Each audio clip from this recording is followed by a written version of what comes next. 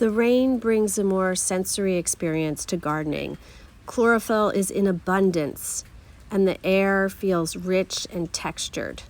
There's plenty to discover as my hands separate roots and move soil so that the scent of the earth seems to reach the blossoms that are heavy with rain.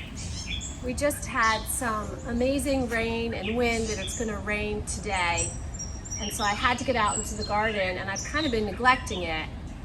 I discovered with this, one of my favorite bushes here, it gets a beautiful lavender scent and flowers. I was clearing out, as you can see, Phoebe's playing with all the sticks, clearing out all the dead wood, and I discovered that it's actually moving into the grassy area, so I was excited to find that out.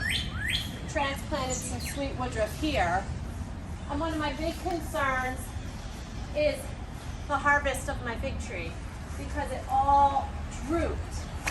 And I kept thinking about the squirrels, and the squirrels finding the fruits before I had a chance to harvest them, and the branch is breaking. So I staked it up. It kind of looks a little messy, but I'm hoping it'll work. Over here, I have this gorgeous tree that my friend Carrie gave me, and it had so many blooms, so I did some weeding around that. I have to protect it with fencing so Phoebe doesn't get at it. And here again is more of the sweet woodruff that I have transplanted.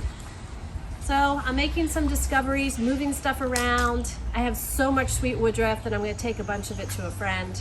It's a great day, and Phoebe is loving being outside trying to do her own version of pruning and gardening.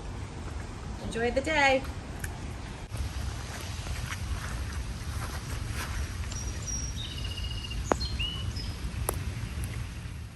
After gardening, I was able to clip some peonies that normally I would have let sit in the garden for a little bit longer, and I'm so excited to bring them into the house.